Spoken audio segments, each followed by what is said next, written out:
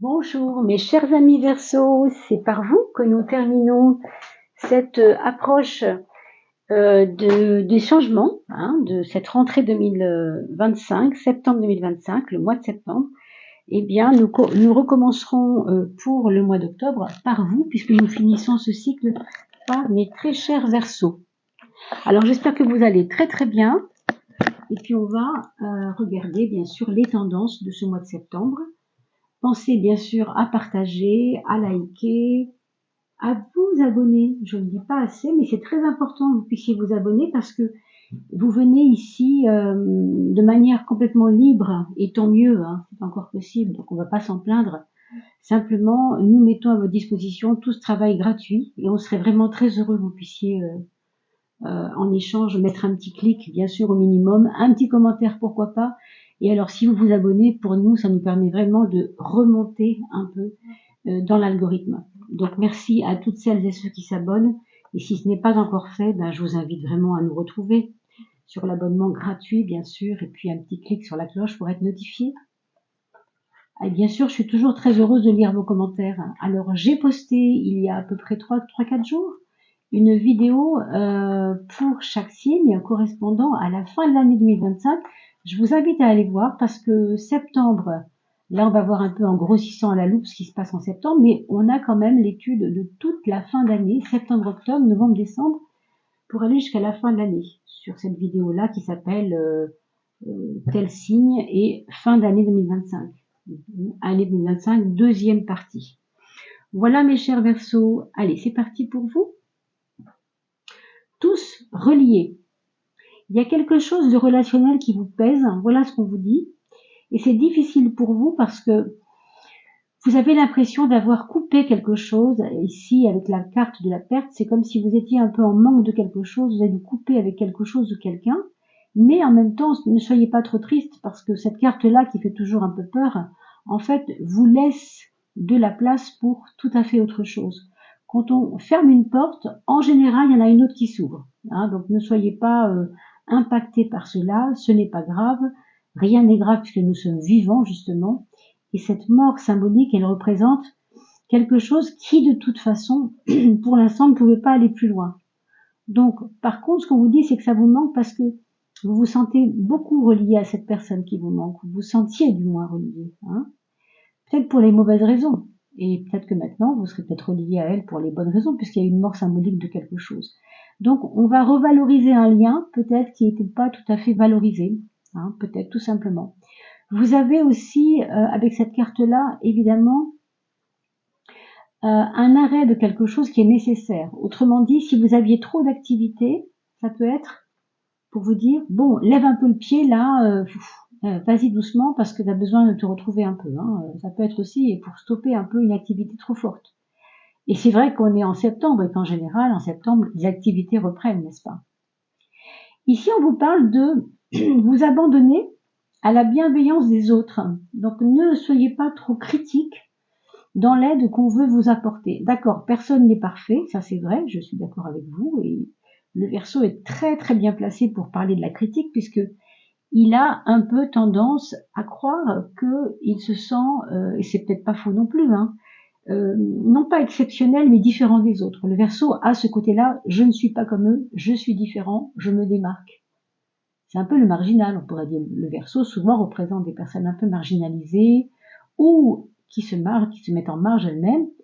Mais là, vous voyez, on vous dit de vous abandonner à ce que les autres peuvent vous donner, même s'ils sont pas parfaits. Parce que la bienveillance, en fait, elle peut avoir plusieurs visages. Même une critique peut être bienveillante. Même un coup de pied aux fesses peut être bienveillant. Vous voyez, ne vous attachez pas à la forme de la bienveillance telle qu'elle se montre, mais plutôt au fond. Dans la carte de s'abandonner, on vous dit aussi d'arrêter le mental qui est trop fort, qui est toujours alors prolixe dans le sens de, il produit beaucoup de choses, mais ça produit un peu tout et n'importe quoi. Donc prenez du repos, et on l'a vu ici déjà, de prendre du repos, de l'activité. Si vous ne pouvez pas, parce que les activités reprennent, on est en septembre, peut-être si vous pouvez décaler un peu sur la mi-septembre ou voire octobre, c'est bien aussi si vous êtes par exemple entrepreneur. Si vous êtes employé, c'est plus compliqué, mais voyez comment vous pouvez aménager cela. En tout cas, lâchez prise par rapport à ce mental qui vous fait des blagues, qui vous fait croire des choses, qui n'est pas toujours bienveillant avec vous, justement. Il faut aller vers cette bienveillance que les autres vous portent et que vous ne voyez pas toujours. Hein, vous discernez mal ce qu'ils font quant à vous, c'est-à-dire s'ils vous critiquent, c'est pas forcément pour vous faire des problèmes, mais pour vous faire avancer peut-être. Hein. L'ange de la réconciliation, justement, voilà, on vient de parler de la relation aux autres qui est pas toujours facile, mais qui vous manque en même temps. Ben oui, mais enfin, on peut pas demander aux gens d'être parfaits et en même temps, on peut pas exiger d'eux quelque chose de différent alors qu'ils font ce qu'ils peuvent. Vous voyez, donc se réconcilier, c'est aussi se réconcilier avec l'idée qu'on se fait des autres et aussi avec cette histoire de l'abandon. Quand on dit abandonner, c'est ne pas être dans l'identification aux choses. Plutôt, vous voyez, c'est je relâche la pression, je laisse passer les problèmes et je m'y offusque pas, je m'en offusque pas, je m'y attache pas. Voilà, c'est ça en fait, ne pas vous attacher au problème. C'est un peu ça ce que vous avez à faire dans l'ange de la réconciliation. Et pourquoi pas une réconciliation possible à travers des SMS, des messages. On ne peut pas se parler encore, mais on peut s'écrire hein, avec les livres. On vous parle de quitter la routine et de oser faire un geste pour cette réconciliation que vous n'auriez pas osé faire il y a 6 mois. Peut-être que vous auriez préféré autre chose, réconcilier autrement, en voyant la personne, mais non, ça ne peut pas se faire autrement. Donc pour l'instant, peut-être des messages. On vous parle aussi de retrouver, de vous redonner les moyens de rêver, les moyens de croire dans vos rêves. Important ça. Et enfin, vous retrouvez à la fin du mois, comme ça, de septembre, autour du 20, 25, on ne sait pas, hein, à peu près, une espèce de force ambiante, une espèce de retrouvaille avec votre courage et votre foi en vous. Parce qu'il aura fallu tout ce qu'on vient de dire ici, hein, je ne vais pas redire ce que j'ai dit, mais revoyez le petit bout qu'on vient de revoir éventuellement, mais tout ça vous aura permis de retrouver la force en vous. Hein.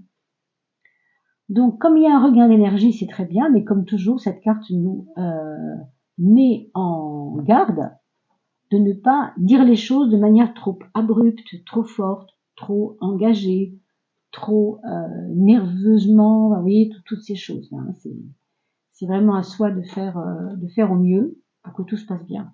Vous avez, vous, bien sûr, parce que vous avez un charisme naturel, vous avez vous aussi des cartes de diplomatie à jouer avec les personnes, bien sûr. Hein. Allez, je pose toutes ces cartes-là déjà pour commencer et je vous retrouve juste après ça.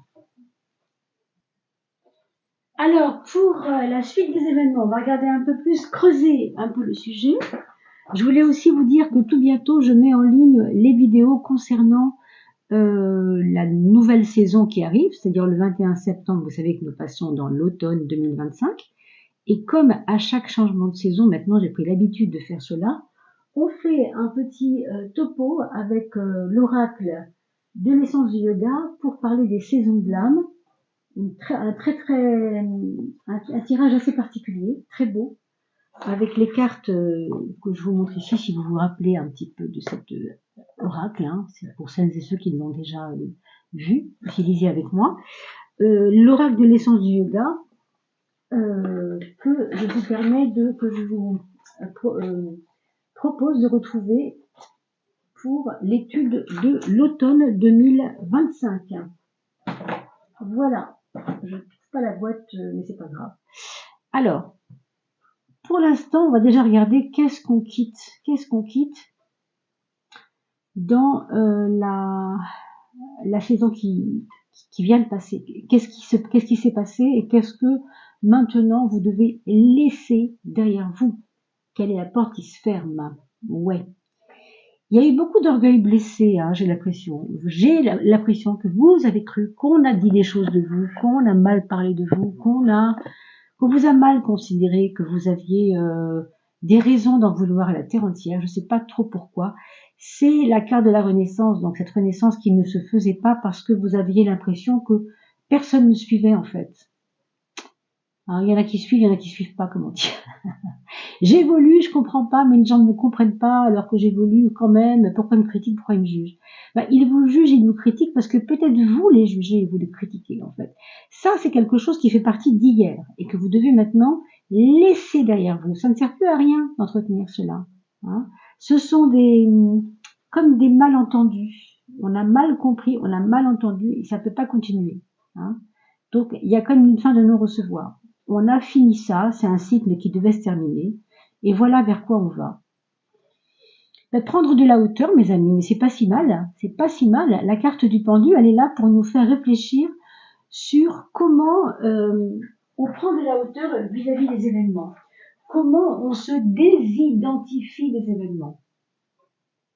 Parce que figurez-vous que si vous restez dans un pourtant j'ai fait des efforts, pourtant j'ai cru que, pourtant j'ai fait tout ce que j'ai pu, ça, vous allez vous enfoncer dans cette vérité-là qui est la vôtre après tout, hein, et il faut la respecter bien sûr. Mais ça vous a enfermé. Maintenant, ce qui va vous libérer, ça va être d'aller vers ce détachement, cette mise à l'écart des problèmes, quelque part, ce relâchement un peu un relâchement nerveux, je dirais même. Prenez le temps pour vous.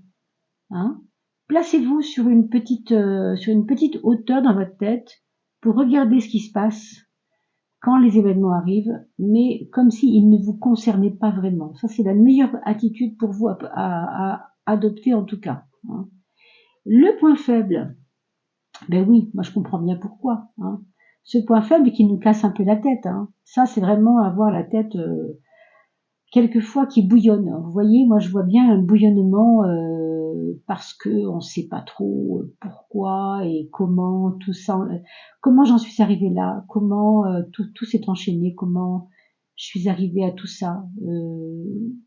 Je veux pas dire que c'est désordonné, mais il y a un côté quand même, j'y comprends plus rien. Mais tant mieux, parce que quand on comprend plus rien précisément, ouf, on fait place à la paix, on fait place à quelque chose de plus grand que ces questionnements qui n'en finissent pas. On fait place à quelque chose qui est quelque part en relation avec notre paix intérieure, notre retrouvaille avec nous-mêmes. Hein.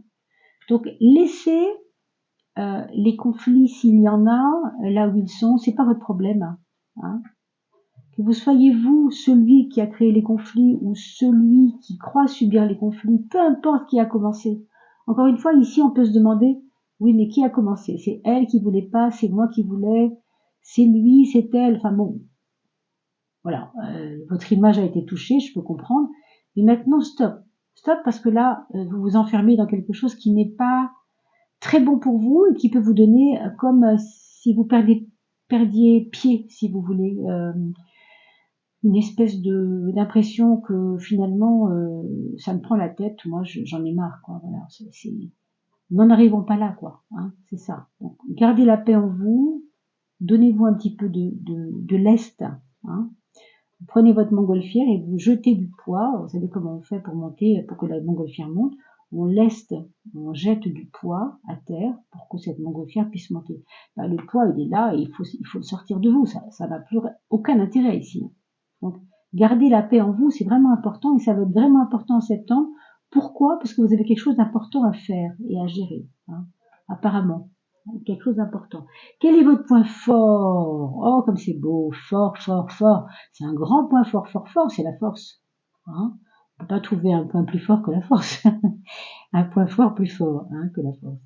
Alors, évidemment, là, ça nous dit que maintenant, vous allez, je pense que c'est ça, hein, vous devez vous remettre en tant que cavalier sur votre cheval et non plus gérer ce cheval fou comme il était fou, il ne vous écoutait pas ce cheval et vous n'arrivez pas à le gérer.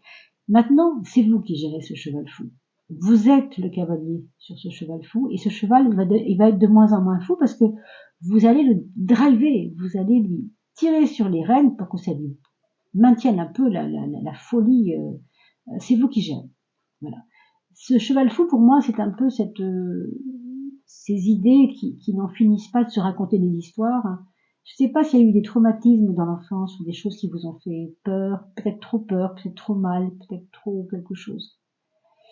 Pourquoi ça se règle maintenant? Ben ça, c'est le grand mystère, hein, personne ne sait. Hein. Mais en tout cas, c'est le moment pour vous. Hein.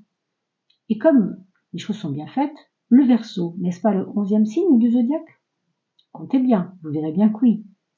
Eh bien, la 11e carte du tarot, c'est aussi la force. Donc, il y a une association très claire entre le Verseau et la force. Pour les raisons que je viens d'expliquer, parce qu'on prend de la hauteur, parce qu'on veut driver les choses. Et parce qu'en effet, on peut se sentir différent des autres et c'est pas un souci. Ça vous a pris la tête un temps et on le voit. Et maintenant, il faut sortir de ça pour aller vers plus d'assurance de soi.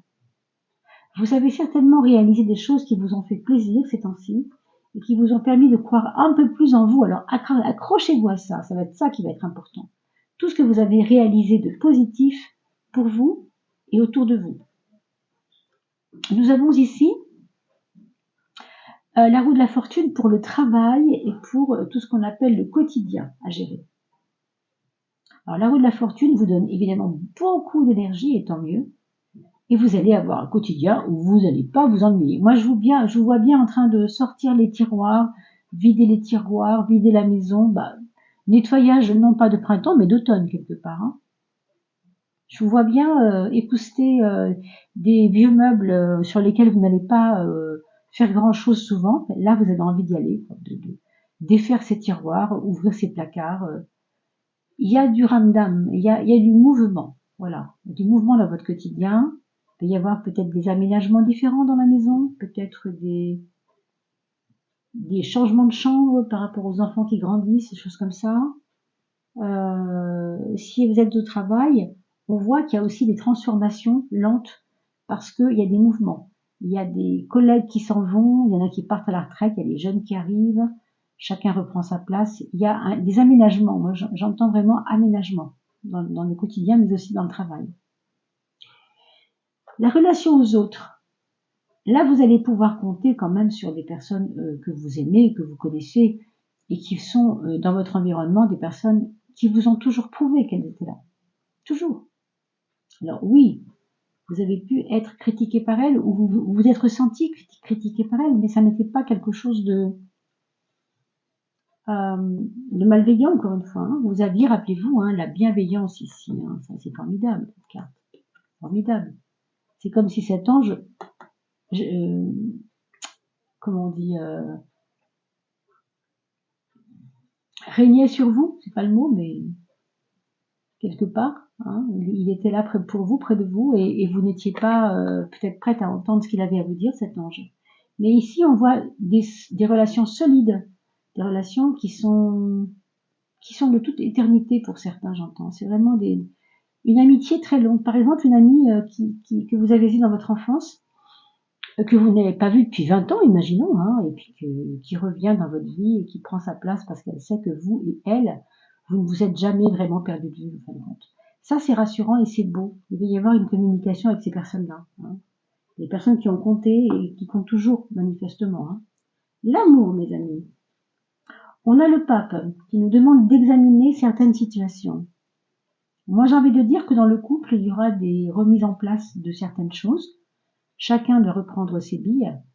Il peut y avoir des accords, oui, ou des désaccords par rapport aux enfants et à l'éducation des enfants. Ça, c'est pas non plus impossible. Mais c'est nécessaire. C'est nécessaire parce qu'il y a un ajustement. Il y a pas mal de réajustements, on a vu d'aménagement. Pour moi, ça peut être lié à l'éducation aussi, hein, parce que les enfants, ça pousse. Hein.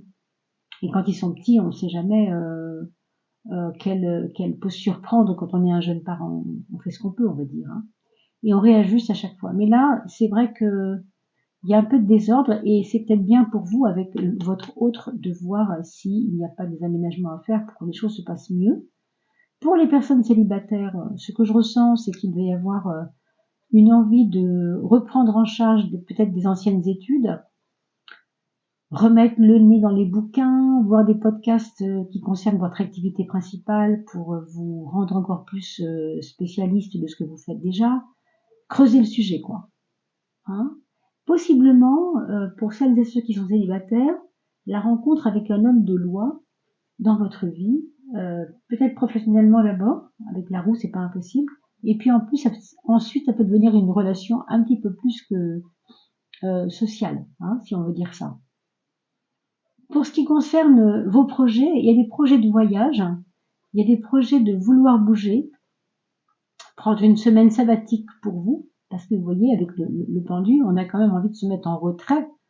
Donc peut-être que le fait de vouloir bouger, ça peut nous permettre de se mettre en retrait également. Hein. Allez, la maison 3 va nous parler de la 3. La maison 3 à 3, c'est parfait. À sa place, donc.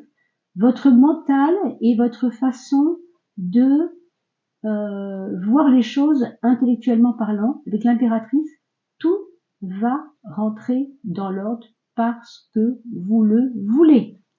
Parce que c'est vous qui décidez. Je vous ai dit tout à l'heure, cette carte de la force, elle n'est pas là pour rien. Vous redevenez le maître d'œuvre de votre vie. C'est vraiment comme ça que je le vois. Mais parce que vous trouvez ce détachement, ce détachement vous aide énormément là-dedans. Hein, vraiment. Vous allez pouvoir agrémenter votre vie un peu plus facilement. Je sais pas, vous allez vous permettre certaines choses pour votre équilibre personnel. Ah oui, complètement. Je vous vois bien faire des petits bains, vous savez, des bains, je sais pas si c'est des bains dans un lac ou des bains dans un hammam, des bains de, je sais pas. Quelque chose qui a à voir avec votre intimité, mais en même temps avec votre bien-être. Et ça abreuve le côté mental qui revient à sa place, c'est-à-dire le côté administrateur. Voilà, je m'administre moi-même dans ma vie, c'est moi qui décide, c'est moi qui gère, et je le fais parce que je vais beaucoup mieux, parce que je me prends en main, je me prends en charge. Bien, alors c'est vraiment, ça ouvre déjà au dernier trimestre tout ça, hein, on va voir comment ça se passe. Hein. Et c'est vraiment très beau et très prometteur. Le matériel, l'argent, et bien on a la justice. Donc ça, vous savez, c'est le genre de petites choses qui peuvent nous rattraper. Exemple, vous avez oublié négligemment de déclarer vos impôts au mois de mai, bon, comme tout le monde. Et bam, on vous envoie un courrier pour vous dire coucou, on agite la cloche, là t'as un peu fait n'importe quoi, t'aurais dû nous donner ta déclaration, tu l'as pas fait, est-ce que vous avez fait ceci, cela. Il y a des documents que vous auriez dû rendre, que vous n'avez peut-être pas rendu. Pour moi, c'est très probablement lié à de l'administratif, de toute façon, au sens large aussi. Ça peut être un retrait de points de permis, ça peut être une signature de contrat qui traîne, comment on peut appeler ça, une signature pour acheter une maison, par exemple, un prêt de banque dont la signature n'a pas été reçue par la personne qui l'attendait, etc. Vous voyez, ce genre de truc administratif embêtant. Si vous êtes étranger, possiblement, hein, puisqu'ici on a quand même la carte du mat qui peut venir de l'extérieur, il peut y avoir des problématiques avec les documents administratifs à rendre quand on est étranger sur territoire autre que le nôtre, d'accord? Que ce soit ici en France ou ailleurs, puisque moi je vous parle de France hein, ici. Mais partout pareil, hein, ce sont des tirages universels, bien sûr. Hein. La carte du chariot, en échange, elle nous fait quand même vous dire que ce ne sera pas très grave et vous saurez sortir votre épingle du jeu parce que ça, c'est juste une petite anicroche qui arrive, on va dire, autour du 15, peut-être du 15 septembre, et autour du 20 ou du 25, c'est réglé, quoi. C'est pas très grave. Donc, bien sûr, je vous remercie par avance de mettre des commentaires sous la vidéo parce que vos commentaires sont précieux. Ils permettent de voir comment ces tirages sont reçus par le public. Hein. Il peut y avoir des choses qui ne vous parlent pas, mais il peut y avoir des toutes petites choses, des micro-choses qui vous parlent. Donc ça, c'est vraiment très important de mettre un petit commentaire si vous voulez bien, parce que sachez que tout le monde le lit. Hein. Bien sûr, tout le monde le lit, hein, vos commentaires. Pensez à en mettre un, même si c'est une ligne ou deux, hein, en fonction de ce que vous avez envie de raconter.